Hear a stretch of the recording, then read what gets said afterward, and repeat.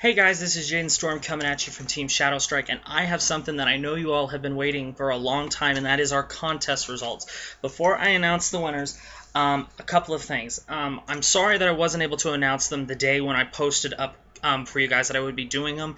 I did that prior to going out to dinner with my grandparents for their anniversary. Long story short, I ate a piece of bad fish and I had food poisoning for 2-3 days, and it was very bad. I even had to end up going to the hospital for it. It was not fun. So I apologize. I probably still could have done the video, guys, but I was pale as hell. This light is bugging the hell out of me. Sorry about that. I was pale as hell. I was so lightheaded. I felt terrible. I did not want... One, I didn't want you guys to see me like that and think, oh no, he's a zombie. And two, I just don't like doing videos for you guys if I'm not at 100%. I'm one of those guys, if I'm going to do something, I'm going to do it to the best of my ability. Okay, and second, I know we said we were going to have a first and a second place prize in this. There is one small problem. I had my first place winner, but then when I got to my second place, I had two names, and I could not, because I want to tell you guys first, this was hard. I thought this would, I'm not saying I thought this would be super easy to figure out who I thought was explaining their choices better. I got down to about 15 at one point, and I was thinking, oh my god, how am I going to decide? Because so many of your entries, guys, they were amazing. I mean, look at this. These were all of them. I had to print them out, and I had to read them countless times because I'm like, I don't want to miss their points. I want to make sure I get all of what they're saying. It was hard, guys. You guys did amazing. This contest was so much better than my first one, and my first one was awesome, guys. So, since I had those two names for my second place, and I could not come down to it, I decided I'm going to give away two second prizes. So there's two tied for second. Now, if you'll remember, second place is going to get one of the mats that I have from sneak peeks that I'm not using. So the ones that I have are Tetra Drive,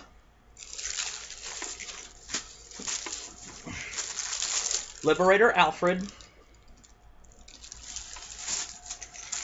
and Galaxy. I have all three of these, and between the two second place prizes, you can pick one. So the sooner you get your choice into me, the two people who are in second place, your mat gets selected. If the first person gets back to me and say I want the Galaxy mat, but then the guy who gets back to me second says, hey, I want the Galaxy mat too, I'm going to say, well, the first guy already messaged me and he gets it, so you got Alfred or Tetra. So it will be shipped in this plastic so it stays perfectly safe. I have not played on these at all. They have literally were folded like this and put in a white box so they would stay fresh. Both of you will also be receiving any 5 packs that you wish. You need to also tell me in the message you send me, you need to email me at the Shadow Strike Gmail account. You need to email me. I will put the email in the comment section below. That way it's there. You need to email me, tell me your full name so I know who I'm sending this to, and you need to tell me what mat you want, and then you need to give me what 5 packs you want. You need to tell me 2 different sets that you want packs out of, because our locals, sometimes we run out of a pack. So if you say you want 5 packs of set 14, we currently don't have any more set 14 at our locals. So I think there's like 10 packs there when I was there Monday, and those are probably gone by now. So if, say, I go back and there's only 3, and you want 5 packs of set 14, I'll have to buy those 3, and then I can buy you 2 of another set. So give me about 3 sets that you would take packs out of, so I can do it, and put them from top to bottom of the one on top is the one you want the most of, so I can get that done for you. And the second I have them, I will ship them out to you. In the message you send me, you also need to give me the address that I will be shipping them to. So the sooner you get back to me on this, the sooner I can get them shipped out. I will tell you guys, this weekend is my birthday, so I probably am going to be busy, so I'm probably not going to get them shipped out until the middle of next week, maybe even the tail end, like on Friday or Saturday. But and the winner of this contest, you're going to have to wait on your box until our set 14 comes in, if that's what you want. So, thanks for all your entries, guys, your patience, y'all's loyalty, and watching the videos and giving me feedback. This is awesome. For those of you who did not win in this contest, please know your entry probably was hard for me to knock out because all of them were amazing. I did not read one entry, guys, and I'm being honest. I did not read one entry where I just went, wow, this guy's way off. So, I will tell you, there will be a video posted along with this one. It's going to be my August month giveaway. I'm going to start doing giveaways every month, and it might be something as simple as a mat, it might be a deck box, it might be a pack of sleeves, it might be a few packs. I don't know. I might even get crazy and maybe on Christmas give away a game or something. I have no idea. What I'm thinking about doing is for my Christmas giveaway, I might buy an extra Ruby or Sapphire Pokemon, the remake. I might give one of those away. I don't know what I'll do. So you just need to, if you did not place in this contest, or if you did, you are more than welcome to go check out the August giveaway, and good luck to you there. So, without further ado, I'm going to quit yammering, and we're going to get into these contest winners.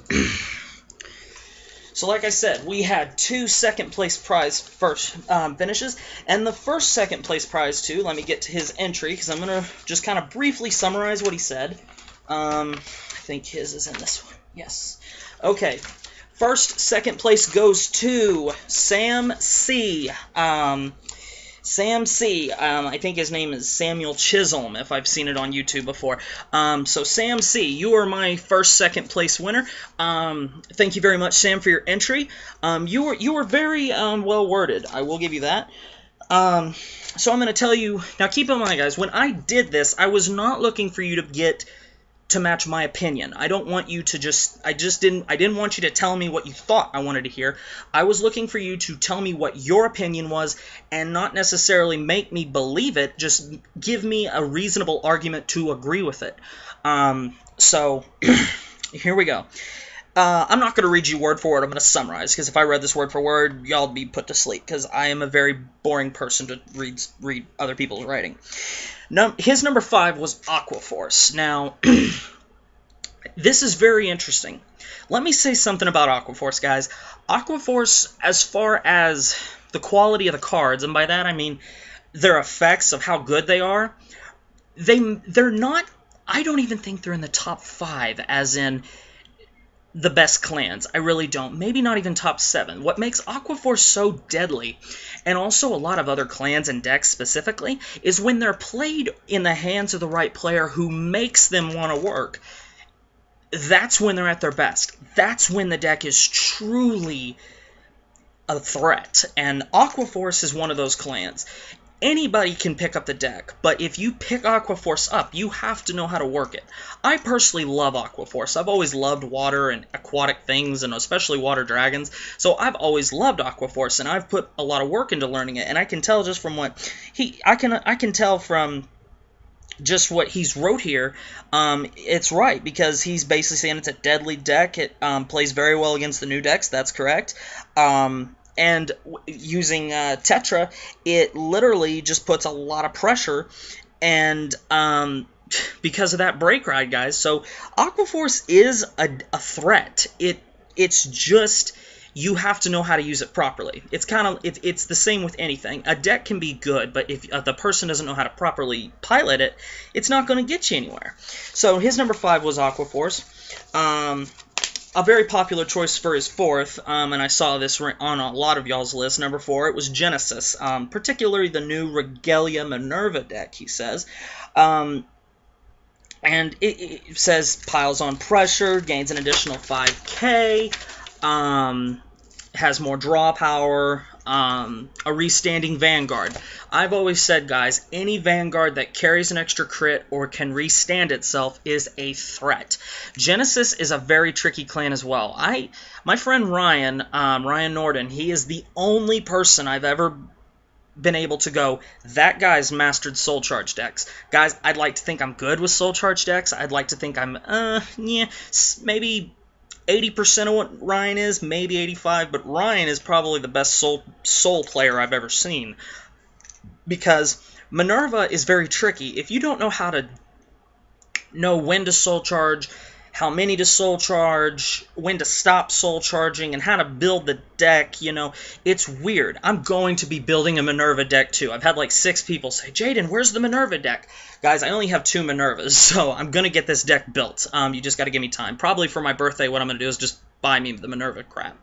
But anyway, he makes a good point, because any restanding Vanguard is a threat. 2 Twin Drives is always a major weapon. His 3rd place was Link Joker, Chaos Breaker. And, you know, and like I've told you guys this before, guys, Link Joker's not going anywhere. If you think that just because Ezel and Monarch are going to be out, that Link Joker's just going to disappear, so just be prepared for that. Number 2 was his... And on his Chaos Breaker, he said the same thing that we all did. You know, Chaos Breaker, he locks, he pops, he draws, he causes insane advantage, and he puts the pineapple up there in your ass. He doesn't say that, but I'm saying he said that because I know everyone now, ever since I said that, everyone now, every time you see Chaos Breaker, you're going to see me in the back of your head going, pineapple up the ass. Number 2, Dauntless Dominant Dragon Reverse. This deck gets so much hate, and I do not know why. And by hate, I don't mean, God, I hate playing that deck. I mean, like, God, this deck sucks. And every time I hear that, I look at him and go, say what? It's a restanding Vanguard, it pops your boosters, and it's a 13k body. I don't understand, and it's a badass art, by the way. I don't know why I have to go into more description than that. To be able to pop your opponent's boosters, guys, when you're sitting on a cross ride, there is no unit that is going to be able to hit your Vanguard without a boost. And if you're popping their grade 1s, that means they're going to have to play more grade 1s out of their hand, or they might even have to call triggers just to hit you. Or that means they're going to have to bank on hitting triggers on their Twin Drive to even have a shot at hitting your Vanguard. Dominant Dauntless, by far, guys, is one of the better decks to play right now, and I'm glad that some of you seem to get that.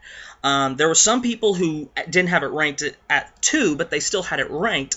And, but Dominant Dauntless, guys, is a deck that needs to be, you need to know about this, because I can't remember which one of, maybe it was him.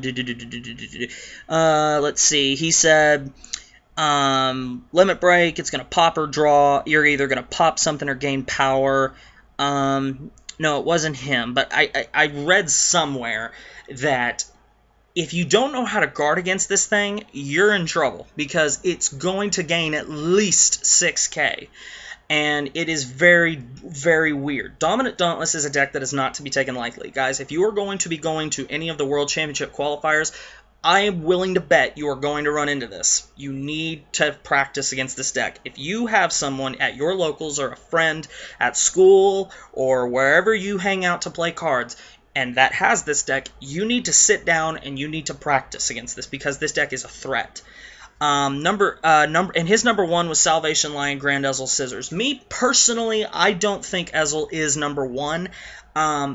But he makes a good case for it, because Gold Paladins is always going to be up there because of their ability to maintain field, gain insane advantage because they can call units easily. And he makes another good point in saying Chaos Breaker, it has a lot of trouble against this because of the ability to unlock all the cards. Now, Chaos Breaker can still beat Ezel. I have faced 3 different Ezel decks with my Chaos Breaker deck, and I haven't lost to one yet. It takes a real patience if you're playing Chaos Breaker to beat Ezel properly. I might do a video on that if I get around to it. If that's something you guys would like to see, I'll do it. Just let me know. But Ezel, definitely something that is a threat. Anything that gains plus 10k and a crit is a threat. Like I've said, gains if a Vanguard carries an extra crit or restands, he's a threat. Because eventually your opponent is going to run out of perfects, they're going to run out of quintet walls, and they're going to have to do something else to guard against this, where they're going to either have to say 1 or 2 to pass, and that's always a risk. So Sam, you get my second place. Thank you for entering my contest. I thought it was amazing. So please contact me at the email address in the comment section below. Tell me what mat you want, and tell me what 5 packs you want, and give me 2 to 3 packs that you would be willing to accept packs out of. Thank you very much, Sam, and good luck to you in future contests. Now, I think this is him right here before I start reading. Okay, the second place goes to Spartan 381. So congratulations, Spartan 381. So let's get into his. His number 5 was Dauntless Reverse. Like I said already, this deck, guys, you have to practice against it. Get the ability. It is a better version of Extreme. So he, explained it very well. It's just a threat, guys. Practice against this deck. His number 4 deck was an interesting choice, and I didn't really think about this, to be honest, and a couple of you mentioned this. And his number 4 choice was the Galaxy Blau-Kruger deck. I'm not saying I thought Galaxy was a bad card. It's an interesting choice because Galaxy is a threat. It is, but I hate to say this. I think Nova Grappler is one of the better unpopular clans, if that makes any sense. Because I know 3 people that play Nova Grapplers. My friend Connor, my friend Dalton, and my friend Landon. Those are the only 3 that I know that play Nova Grapplers consistently. And it takes a special person to play Nova Grapplers because they are never going. I don't think they're ever going to get that card that is just, oh my god, this is stupid, like Paladins have got, or Kagero's got, or Gold Paladin has got. But it's their ability to be consistent, as in getting more attacks. Because if there's one thing that Nova Grappler is known for, it's the ability to get multiple attacks off. So, and Galaxy Blau-Kruger, that's all he does, is he's an instant threat. And when he's at limit break, you have to be very careful because he can stand up so easily. Be wary of Galaxy Blau-Kruger. His number 3 choice was Raging Form Dragon. This deck, I think, surprised a bit of people. I think when they thought Set 13 rolled around that Raging Form would just kind of disappear. Raging Form has held his value, guys. He's still around $30, he's... Believe it or not, he's even good in Japan right now. Raging Form is such a threat because you are playing that mind game with your opponent every time you attack with Raging Form, and you have at least 3 rear guards, because they're going to think, does he have Raging Form? How many has he gone through? Is he going to drive check it? Then I have another attack to deal with. He gets another Twin Drive. That's a problem. Raging Form is always going to be a threat. So if you come across Raging Form, don't think just because, oh, I have a deck from Set 14. Ooh, I have a deck from Set 15 eventually. It's not going to change. Raging Form is definitely a threat, and keep it in mind. He mentions about the Blaster Dark combo with Dorant, and the ability to Superior Call when you break right over Mordred. These are things, that it makes Revengers stupid. Blaster Dark, originally when he came out, was a bad card, because you had to Counterblast 2 to even use him, and he had to be on the Vanguard Circle. Blaster Blade, yeah, you had to Counterblast 2, but you could call into a rear guard and use his ability. But Blaster Dark originally, he must have been on the Vanguard. But Blaster Dark Revenger, he came back, and he came back better than Blaster Blade at first, because he got this nifty card called Dorant that basically you can get 2 Blaster Darks off for the cost of 1. And that is stupid, the ability to just continually pop units in your opponent's front row, where they're going to be sticking their 10k vanillas, their 12k attackers, and their other key attacking units, like their grade 1s that become 10Ks. You can take these away from your opponent, and eventually they're going to run out of decent attackers. Because a Vanguard by itself isn't going to win you a game. So keep Raging Form in the back of your head. His number 2 also was Chaos Breaker. And Chaos Breaker, he made a good point. He mentioned it being more consistent than Glendios in a way. Because of the plus, that you can plus so easily, and that is true. I agree with him. Glendios is starting to become easier with more stuff that we're seeing that we will get, but I think Chaos Breaker is always going to be the pivotal boss monster of Link Joker that we know of right now. Set 17, we have Imaginary Plane coming out, but, Chaos Breaker, he causes chaos. I'm going to lock 4 units, or anywhere from 1 to 4 units, then I'm going to pop said units, and I'm going to draw that many cards. So that is more cards that you have to make them eat out of their hand. And, you know, Chaos Breaker, guys, is going to still be around. The fact that the trial deck and the set 17 stuff only makes him better. So, and also don't think just when Season 4 comes around that Legion is going to be your saving grace. I guarantee you Break Ride decks will do just as good as Legion decks. I don't think one is better than the other. So, number 2 was Chaos Breaker. His number 1 was Novel Vague. Now, Novel Vague, yes, is definitely... he's a bastard, you know, I mean, the ability to say, okay, I'm going to be swinging somewhere in the high 20s when I Break Ride.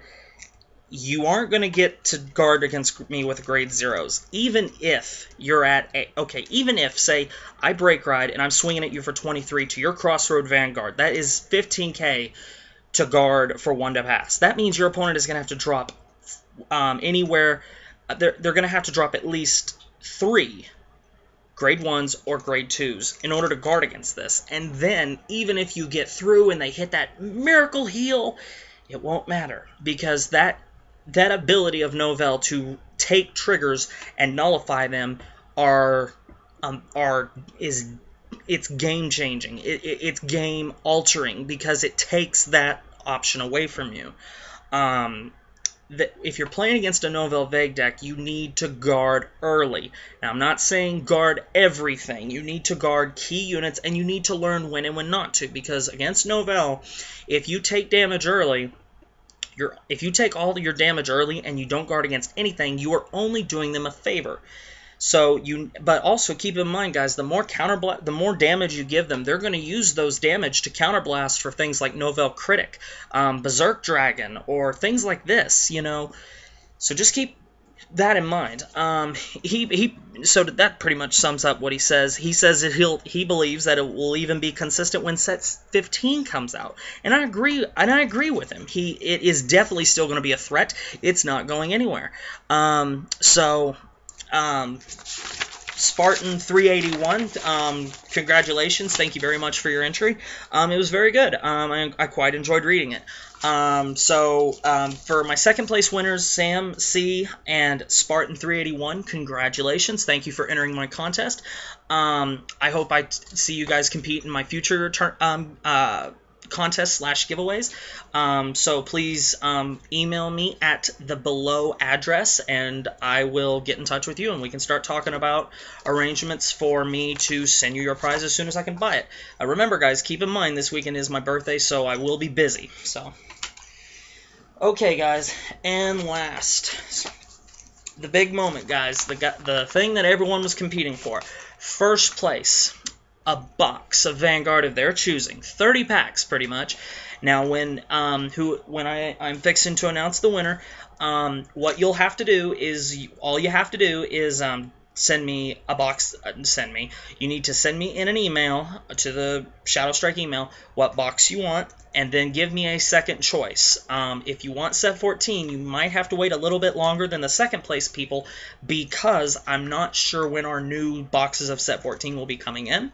I do know my game shop owner said he was going to be ordering more. So now, I want to say, you know, guys, this was hard. You know, I know I might be rambling in this video, and I apologize, and I'm sorry, but I can't help it, guys. You guys, I gotta be honest. All of you, I wish could come to my locals every weekend. I have some great friends at my locals, some great players, some very good underrated players, I might say.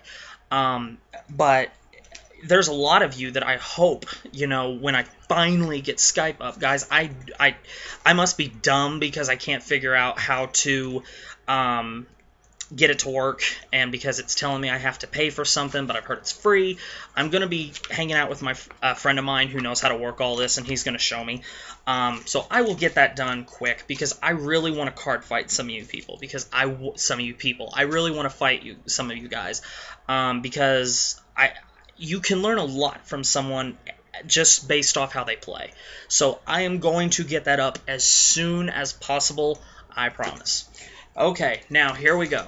The winner of my contest for This for this contest, first place goes to Bob Smith. I want to say first off, this guy, I don't know, this kid, and he really is a kid. He impressed me. He sent me a video. A couple of you sent me videos. Like I said, it would be okay. And he did very well. And I'm not saying that he did miles ahead of anybody, but he did very well. I was impressed. I was impressed with all of you, really. That's why this was so damn hard. But Bob Smith, you did amazing, and I'm going to, first off, congratulations for winning. As soon as you hear this message, you need to send me an email, so we can talk about what kind of box I'm going to be sending you. So, all right, so let me tell you about Bob Smith first off. It's very apparent, sometimes when I see some of you and you give me comments, and I can tell when you research the game, and I don't mean you take it as seriously as someone else does on the anime, but come on, guys, let's be honest. If you do something, you do it to the best of your ability, and because you want to win, because we play games, because winning's fun, and and it's very apparent when I see some of you guys research the game as heavily as you do, because when you research the game, research is such a bad word. Think about the game, because you really have to think in Vanguard. There was an argument at our locals, believe it or not, a couple of weeks ago. This Yu-Gi-Oh player said that Vanguard is all luck. It takes no skill whatsoever, no strategy. And I got real mad with him. And I said, okay, and Yu-Gi-Oh does? And he said, yeah, it takes more skill than Vanguard. How the hell should you know? And I said, I've played Yu-Gi-Oh since I was like 8. I've played it for over 10 years. And I said, how long have you been, do you know how to play Vanguard? And he said, no. And I said, then shut the fuck up. Because I'm sorry, and excuse my French, but if you don't know how to play Vanguard, you've never played Vanguard, you don't know how much thought goes into this game and how much strategy goes into it. So, this game, guys, I am dead serious. It is the most fun game I've ever played. And I hate it when I hear people say things like that it takes no skill. Yu-Gi-Oh takes no skill, and you can quote me on that. Okay, so Bob Smith, let me read a couple of things he said. Okay, his number 5 was Gancelot Zenith, and he made a very good comment. He said it would be higher in any less heavy control format, and he is absolutely right. Gancelot Zenith is very good. The ability to get 4 attacks off, and the turn you cross Break Ride, they're all going to be very high. But the one that you call off the top of the deck, even if it's a trigger with 4,000 power, it's going to gain 10,000 power, so it's going to be able to attack at least. That is amazing, the ability that it's going to be able to attack no matter what you flip over. But again, with Gold Paladin, like he mentioned, and as I'm pretty sure all of you have come to realize, when you are calling off the top of the deck, it's a gamble. You don't know what you're going to flip, and whatever you flip, if you don't want to call it, it goes right to the bottom. So, the part where he said, it would be higher on this list if it wasn't such a heavy control format. He's absolutely correct. The ability to recycle rear guards, and it's a cross ride, guys. I mean, cross rides, 13k body. You can guard up to 18k with just a 5k shield. That is amazing. And the ability to guard up to 23,000 with a 10k, that is nothing. So I mean, he did very well, and a very powerful unit. That's true too. Gancelot Zenith, guys, is a powerful unit, and he's another one of them units in set 14 that got a lot of hate. Believe it or not, there was some people I was even reading that said this set sucks, and it's like, whatever. Now, number 4. I must admit, Bob, Bob Smith, your number 4 choice, it made me laugh at first, and it was the Tsukiyomi and Manaka, or as he called it, the Super Stack. I will admit, I laughed when he said his number 4 choice was this. Now, let me explain why.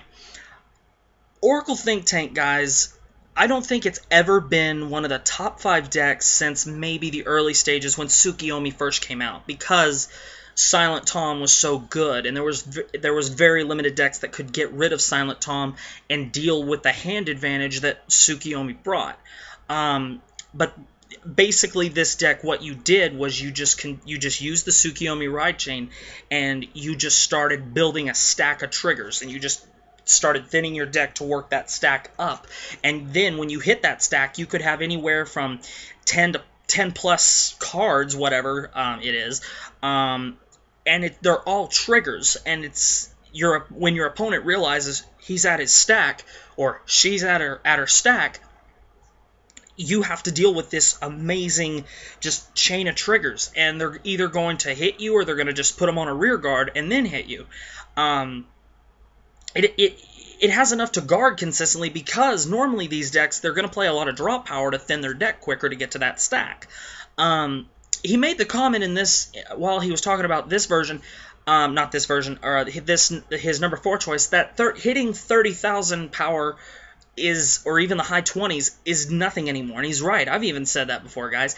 With the power that we can generate from Break Rides and Legion coming up, there's no problem hitting 20. And with Cross Rides, almost every deck out there has a 10k booster. You can hit 10,000 above your power level every turn. It's nothing. And the fact that this deck continues to draw power with Tsukiyomi's ability, and you play the cards like Luck Bird and Lemonade to just flip the cards back up, and then flip them down to draw even more. The fact that you can just continue to thin your deck is amazing. Now, the thing that you got to remember when you're playing this super stack Tsukiyomi deck is you cannot shuffle your deck, because the second you shuffle your deck, you ruin the stack. It is a very, very good deck when played properly. I don't necessarily agree that it is one of the top 5 decks, but he makes a good case for it. And it takes a very, very patient person to play a stack deck. My friend Sam and my friend Ryan, he did the same thing with Luquier Reverse. It takes patience to build that stack in that deck. So I can definitely see that this deck has a place, but it takes the right player to play this deck, and someone who has the patience with it, and realize that in some matches it's going to be hard for you, because Tsukiyomi, it would get beat down by something like Link Joker or even Zenith or Ezel, because all that power is going to run them over. Now, once their opponent figures out what they're doing, they're going to rush until they can get to that stack. Because the downside to you playing a stack deck is you're going to put all the triggers on the bottom, which if you do that enough times, that means you're probably not going to get many triggers on your trigger checks, because they're all on the bottom working their way up. So something to think about. But it was an interesting idea, so I will admit, Bob, you didn't convince me that it was one of the top 5 decks, but you at least got me to see that there's a possibility of a deck like this to be really good, especially in Set 14 meta that we're in right now. I mean, next month, September 17th, is when Infinite Rebirth Set 15 is going to be released. I don't know if it would do well in that format, but if someone took the patience to play it right now, I think it could do very well. Okay, his number 3 was another popular choice that everyone said, like I said earlier, was the Genesis Minerva deck. Guys, I don't mean to sound like a broken record. It's a restanding Vanguard. It is a very deadly ability. The ability to double twin drive, hand advantage, things that everybody knows about Minerva. I will say though, he made a good point. It has a heavy cost. It really does, guys. Soul Blasting 3, dropping 3, and Counterblast 1 is a pretty heavy cost, but she restands and gains plus 5,000 power, so it makes it worth it. But Minerva is very weird. I've seen people play her as a cross ride, and I've also seen people that have mixed her with Himiko. So I really, the Minerva deck is interesting, but it's another one of them decks that it just takes patience to learning how to play it properly. Knowing when to Soul Charge, knowing when not to Soul Charge, knowing when to Soul Blast, knowing when not to use the Soul Blast Limit Break. Because if you Soul Charge too much, you're going to be Soul Charging your key cards that you need, like your 12k attackers, your perfects, your heal triggers. So just something to keep in mind. His number 2 was Salvation Lion Ezel. He's absolutely right. I mean, Ezel is definitely probably, considered probably one of the most popular decks right now. Just the fact that it can stun Link Joker, and because since so many people have this built up rage against it for the right reasons, Ezel just he counters Link Joker. That's his thing. It's his consistency to use that effect multiple times, 2, 3, 4, sometimes even 5 times in a row, consistently, because eventually your opponent's going to run out of perfects and they're going to have to start guarding it manually, and that can get very dangerous and very costly very quick, and it can run your hand down, and eventually you're not going to be able to guard it, and then you're just screwed. So Ezel definitely has its place in the format. Ezel is another one of them decks like Minerva. It can be built to any playstyle. You just need to find a healthy way to where you're not spamming it too fast. And by that I mean the Superior Ride for Ezel. That is definitely a good thing. The reason I don't like the Superior Ride version of Ezel is because you have to commit 8 cards just for that reason. You must play 4 copies of Gareth, and you must play 4 copies of the 10k Vanilla to ensure this thing gets off when you need it. Because if you don't draw that grade 3, this is how you got to get to it, so you're not sitting on grade 2. Because now if you sit on grade 2 for too long, you just lose. I personally have really been enjoying playing Karia. Scarlet Lion Karia, where the one where she boosts an Ezel, move it to the soul, and you get to Spirit Call the top 2 cards of your deck. I think that is very good because it also helps you get free units on the field. True, there's also a risk factor because you might call triggers, but I think it is a good risk. But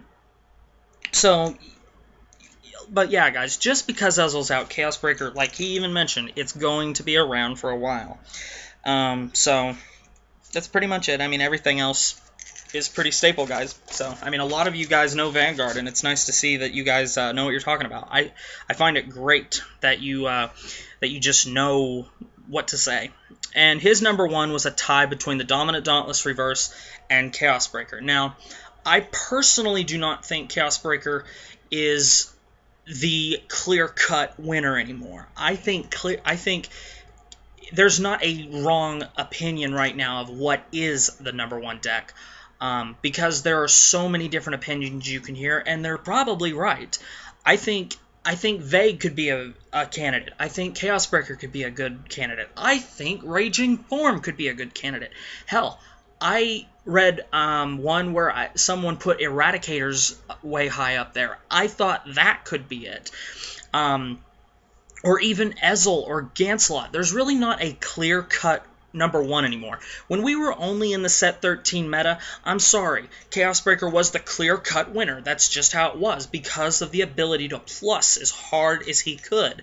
In the late game, he was deadly. He took away your options, and he left your Vanguard alone. And then all of a sudden, you're staring down 3 attacks and no intercepts. It was a major problem. But when set 14 came along, I don't think set 14 completely changed the meta.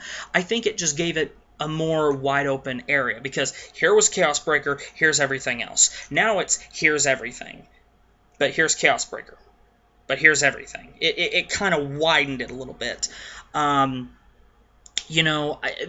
are a lot of things that you could say are number 1. He said it was a tie between Dominant Dauntless and Chaos Breaker. I could see both of those being the number 1 deck. I could see Vague. I could see Dote. I could see Revengers, I could see Eradicators. I even played against a very good crap, I totally drew blank. I played against a very good Dragonic Kaiser Vermilion deck not too long ago, and as crazy as it sounds, his deck was very good, and it was consistent, and it was hard to deal with. There's not a wrong option here, so anyway, basically the thing that these 2 decks have in common, Chaos Breaker and Dauntless Dominant Reverse, is their insane control. They are control decks. If you love to control things in games, these decks are for you. Chaos Breaker, lock, snipe, draw. That's all he does. That's in Bob's words. Lock, snipe, draw. That's simple. It's a heavy hand plus. We knew this. Multiple attacks at the Vanguard. We knew this as well. I love this. He said it was like having the Great Wall of China for a hand, and he is right on. Because guys, when I was in Houston and I played Chaos Breaker in the Team Invasion League tournament, guys, there were times when I would nuke off 4 of their rear guards. They literally just were like, well, that's it, you know, because I got so much of a hand, and they have 2 cards in their hand and 1 rear guard left. What are they going to do?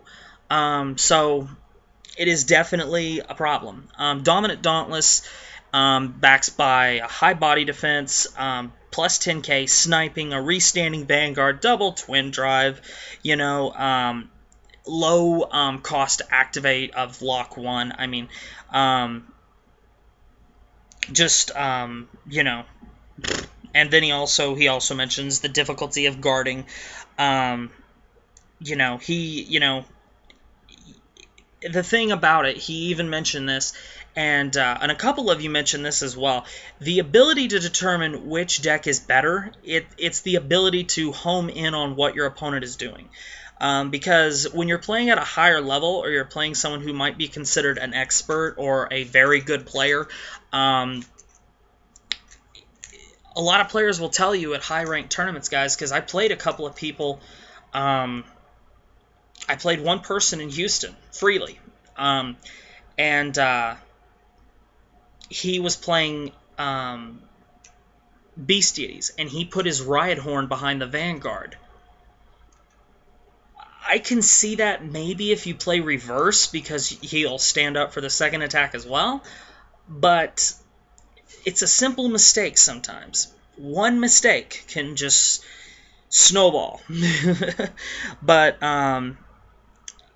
you know, and like he said right here, an unskilled Chaos Break player will fall very quickly, because if you want to play Link Joker, you must learn how to space out your lock. If you just lock everything and don't try to space it out, yeah, your opponent's going to really be in trouble for one turn, and yeah, you'll plus hard off of it, but it doesn't hurt him as much as it could.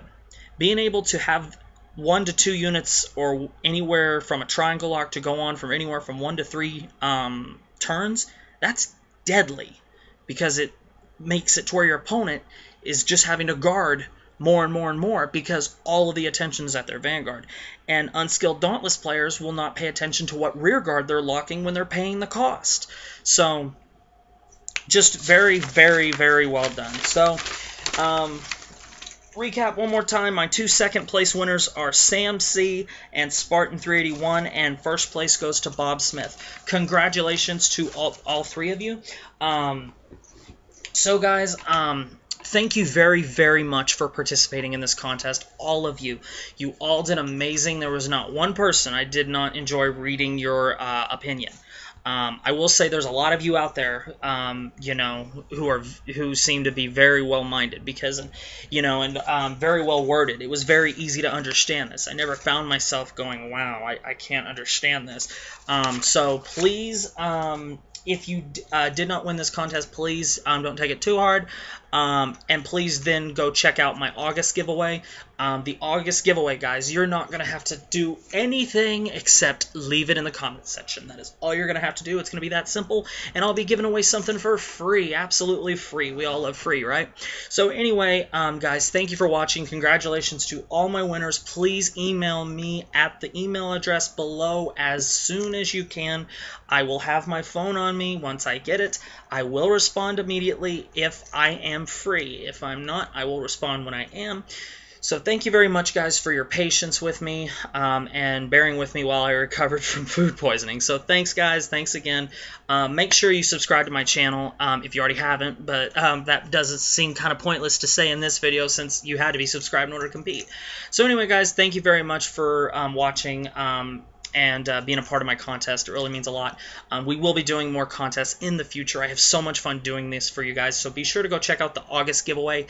Anybody who is subscribed may win the giveaway. It is simple and easy. All you'll have to do is leave a comment. So thanks for watching, guys. Goodbye, and see y'all later.